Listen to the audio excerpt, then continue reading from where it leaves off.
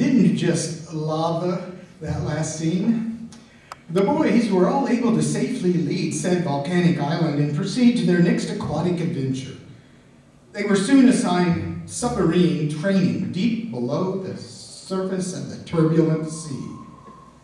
Here, two of our Catholic boy finest, John Miner and Gary Wazalik, tell their tale of having been chosen for such a dangerous and claustrophobic mission. These brave boys not only took to the task like ducks take to water, but soon found themselves very much at home inside that enlarged tin can. Here now is that very colorful scene. 1, 2, 3.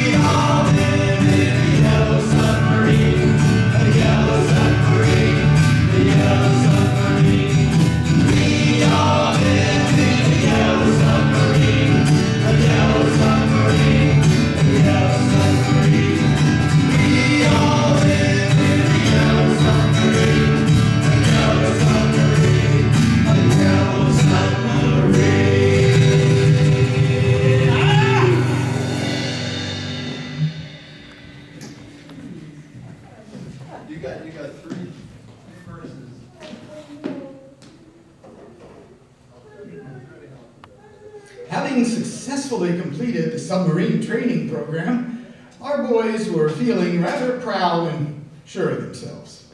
Perhaps a little too much so.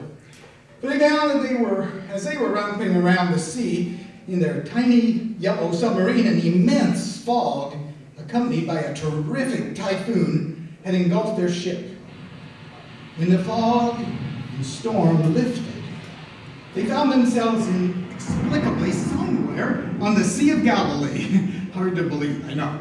Anyway, our very confused and very frightened boys were at a loss as to what to think or do next. Some, I'm ashamed to say, even cried like babies in the face of this dilemma. That's when First Mate Dave Madden came to the rescue. He reminded them of their strong values and moral compasses, as well as their commitment. Hey, why am I explaining this to you intelligent ladies? You can just watch this inspirational scene. Take it away, Dave.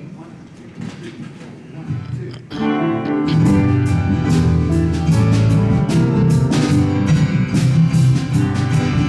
your hand in the hand of the man, still the water. Put your hand in the hand of the man who calmed the sea. Take all the catches and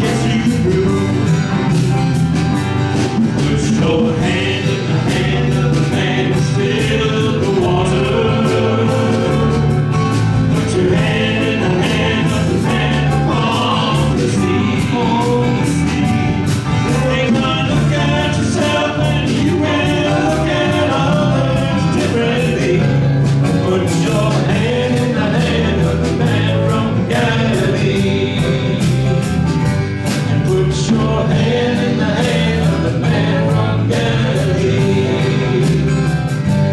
Put your hand in the hand of the man from Galilee.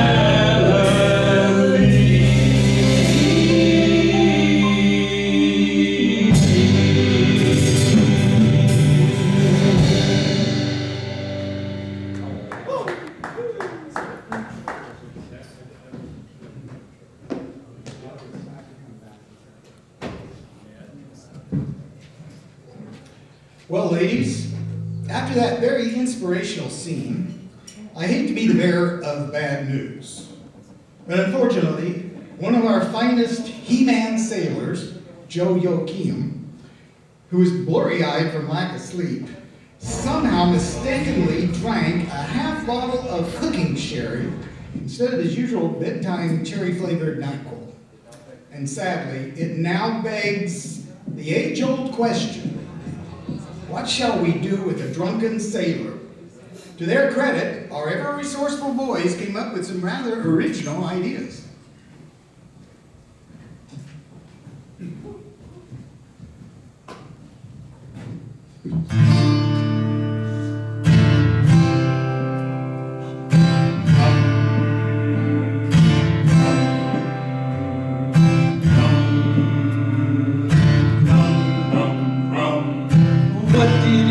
Drunken sailor, what do you do with a drunken sailor? What do you do with a drunken sailor? Early in the morning, way hey up she rises, way hey up she rises, way hey up she rises. Early in the morning, put him in a pickle bucket till he's sober. Put him in a pickle bucket till he's sober. Put him in a pickle bucket till he's sober. Early in the morning, way hey up she rises, way hey up she rises, way up she rises early in the morning. Make him listen to Barry Manilow, make him listen to Barry Manilow, make him listen to Barry Manilow early in the morning. Way up she rises, way up she rises, way up she rises early in the morning. Feed him liver with peanut butter, feed him liver with peanut butter, feed him liver with peanut butter early in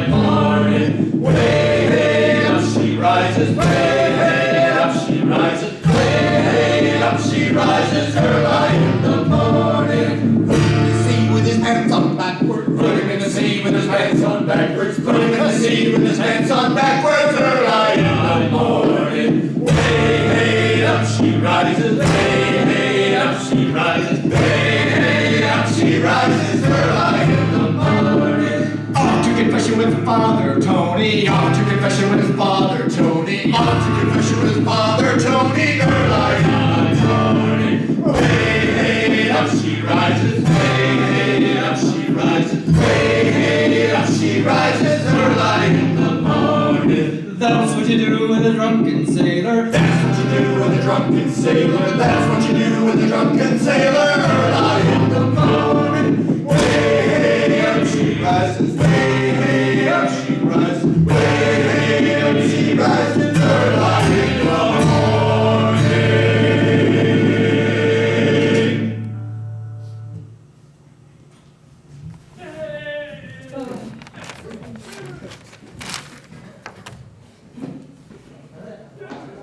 Ladies, I now ask you, and please be honest, after hearing what we do with drunken sailors, aren't you glad you opted out and not to take that extra glass of wine a few minutes ago? Well, after that last rather dizzying number, you all are probably ready to get your sea legs back. I think a little workout session is in order, don't you? As fate would have it, we're in luck as the boys just docked in Sydney, Australia. As they depart the ship and stretch their wobbly legs, let's join a couple of them as they lead us in a unique way of exercising. Ladies, please stand up and be counted. Or at least, please stand up. Right, ladies, crikey! I'm Midshipman Crocodile Dundee, and I'm gonna teach this Yank how to do some exercises along with you. This is your chance to get up and move around, and do as I do, and sing as I sing. Right? Take it away.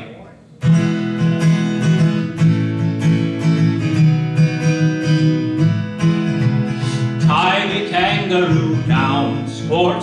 Tie me kangaroo down.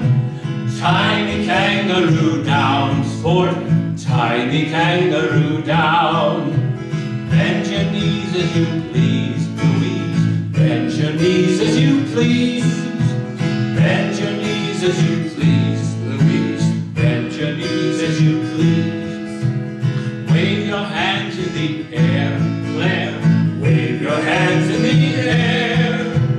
Wave your hands in the air, Claire.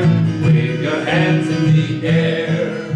Shake your hips and your booty, Judy. Shake your hips and your booty. Shake your hips and your booty, Judy. Shake your hips and your booty.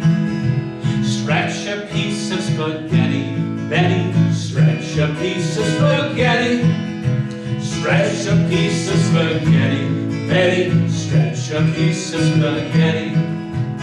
Kick your feet quite a lot, Dot.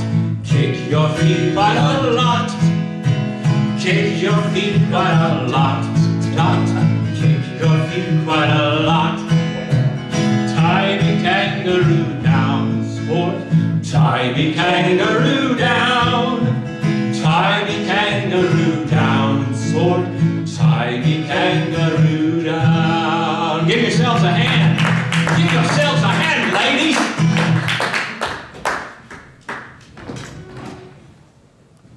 Good job, Jim.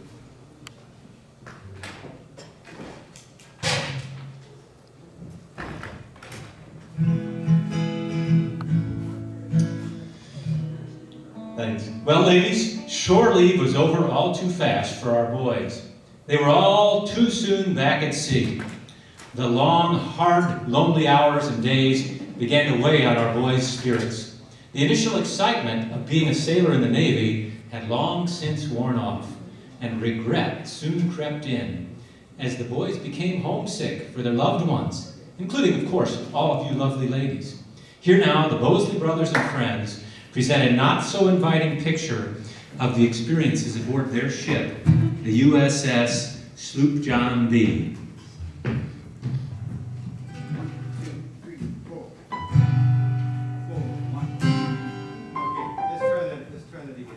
So why don't you join in on that? Just keep the temperature.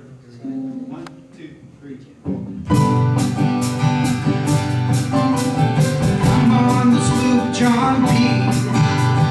Grandfather and me. Around that song town we hit roam. Drinking all night. Got into a fight. Oh yeah, well it feels so broken, and I wanna go home.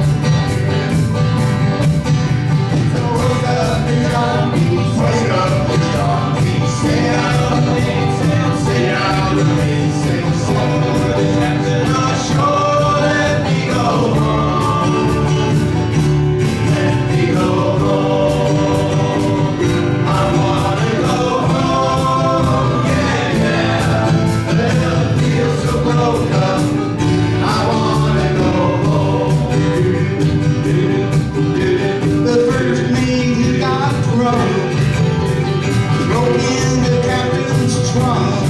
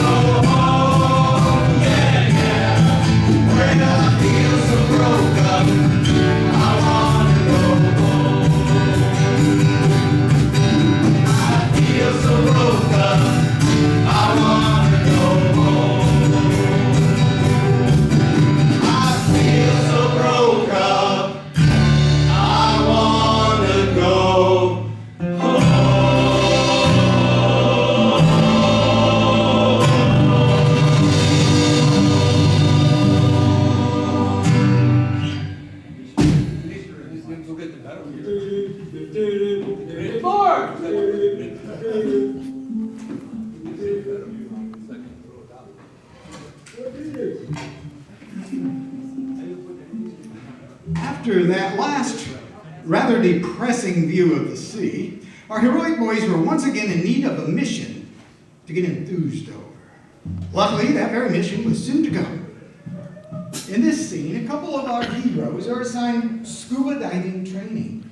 And as you ladies think of scuba diving, I know it brings visions of colorful coral reefs, orange and white clownfish, schools of millions of fish darting to and fro, and at least those are the visions of a couple of our boys. But one thing you probably did not picture is that of a garden several knots below the ocean surface. Did I say garden? Really? Yes, see for yourselves as our very own Dave Madden and John Miner expound of the paradise they found beneath those ocean waves. A paradise that was maintained by a very unusual gardener.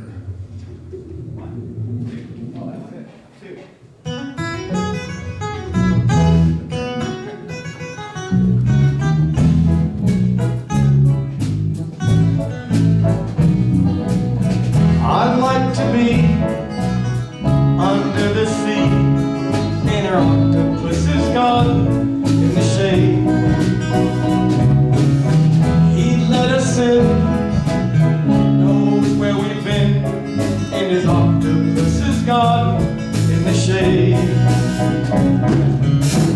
I'd ask my friends to come and see an octopus's garden with me.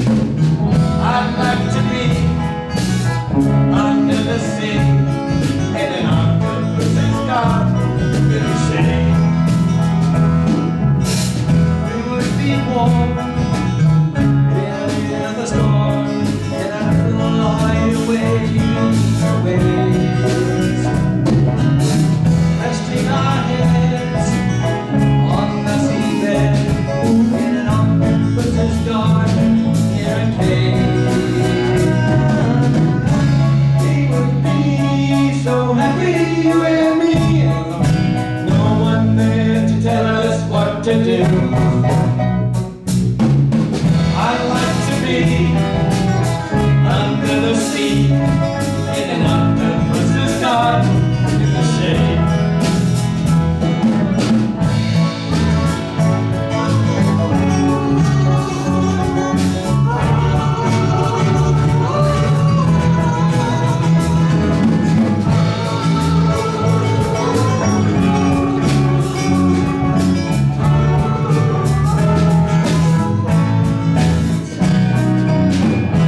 We would shout That's quality. and swim about the coral that lie beneath the waves. Oh, what a joy for every girl and boy, knowing they're happy, they're gay. We would be so happy, you and me, no one there to tell us what to do. I'd like to be under the sea in an octopus's garden with you. In an octopus's garden with you. In an octopus's garden with you.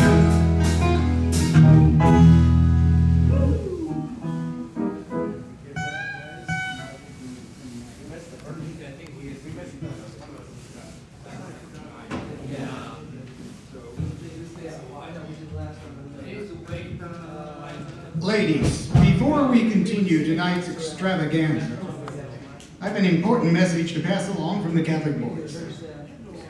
As we all know, inflation has been one big pain in the neck for most people, and the Catholic boys are no exception. Due to budget restraints, we had to use last year's overpriced shrimp costume as our octopus in that last number. And although we're pretty sure that few, if any of you ladies noticed the difference, we did, and are not proud of the result. Thus, we apologize to you lovely ladies and vow never to use that cheap costume again. And now back to tonight's Broadway-worthy production. Having successfully completed their scary scuba diving mission, our boys once again felt proud of themselves and once again maybe a little too proud, for the next stop on their oceanic journey was to an unknown island named Honolulu. And while unknown to the boys, Honolulu was famous among the locals for one very unusual resident. Gary Mosley and little Johnny Miner are featured in this phenomenal number. And ladies, please feel free to sing along, as you know by now, we need all the help we can get.